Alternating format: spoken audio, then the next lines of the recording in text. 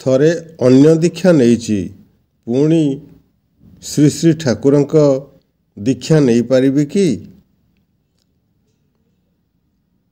ଜନିକ ଓକିଲ: ମୁଁ ଅନେକ ଥର ଚିନ୍ତା କରିଛି ଯେ ଥରେ ତ ଦୀକ୍ଷା ନେଇଛି, ପୁଣି ଦୀକ୍ଷା ନେଲେ କ'ଣ ହେବ? ରାମ ମନ୍ତ୍ର ତ ନେଇଛି ଶ୍ରୀ ଶ୍ରୀ ଠାକୁର। ରାମ ମନ୍ତ୍ର ହିଁ ଆପଣଙ୍କୁ ଏଠାକୁ ନେଇ ଆସିଛି। ଖ୍ରାଷ୍ଟ କହିଛନ୍ତି, I am the we, the life, the truth, non can come to the father but throw ମି। ମୁଁ ହିଁ ପଥ, ମୁଁ ହିଁ ଜୀବନ, ମୁଁ ହିଁ ସତ୍ୟ। ମୋର ମାଧ୍ୟମ ଛଡ଼ା କେହି ପିତାଙ୍କ ପାଖରେ ପହଞ୍ଚି ପାରେନା। ଶ୍ରୀ ଶ୍ରୀ ଠାକୁର ତମାଖୁ ଖାଉଥିଲେ। ଟିକିଏ ଚୁପ୍ ରହି କହିଲେ, ଯେତେବେଳେ ଯିଏ ଆସନ୍ତି ତାଙ୍କ ମନ୍ତ୍ର ହିଁ ସେତେବେଳକାର ମନ୍ତ୍ର ହୁଏ।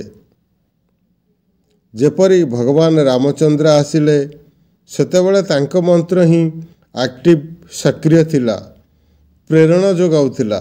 ଭଗବାନ ଶ୍ରୀକୃଷ୍ଣ ଆସିଲେ, ସେତେବେଳେ ତାଙ୍କ ମନ୍ତ୍ର କାମ କରୁଥିଲା।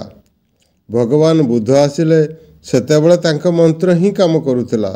ଏହି ଭାବେ ଯୁଗ ପରମ୍ପରାରେ ଚାଲି ଆସିଛି।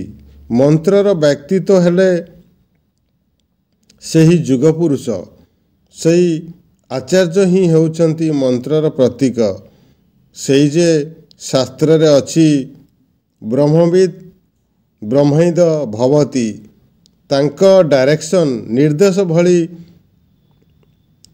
ଚାଲିବା ଦରକାର। ଚାଲିଲେ ପରେ ସେଇ ଅବସ୍ଥାରେ ପହଞ୍ଚି ହୁଏ। ସେଇ ଗୋଟେ କଥା ସମସ୍ତଙ୍କର ମୁହଁରେ। ଖ୍ରାଷ୍ଟ ସେ କଥା କହିଛନ୍ତି। ନ୍ୟୁ ନେମ୍ ନା କ'ଣ? ଜୀବନଜ୍ୟୋତି, ଡକ୍ଟର ରେବତୀ ମୋହନ ବିଶ୍ୱାସ, ଉର୍ଜନା, ଫେବୃଆରୀ 2002। ଜୟଗୁରୁ। ଏପର୍ଯ୍ୟନ୍ତ ମୋ ଚ୍ୟାନେଲକୁ ସବସ୍କ୍ରାଇବ୍ କରିନାହାନ୍ତି ତ ପ୍ଲିଜ୍ ସବସ୍କ୍ରାଇବ୍ କରି ଭିଡ଼ିଓକୁ ଲାଇକ୍ କରନ୍ତୁ।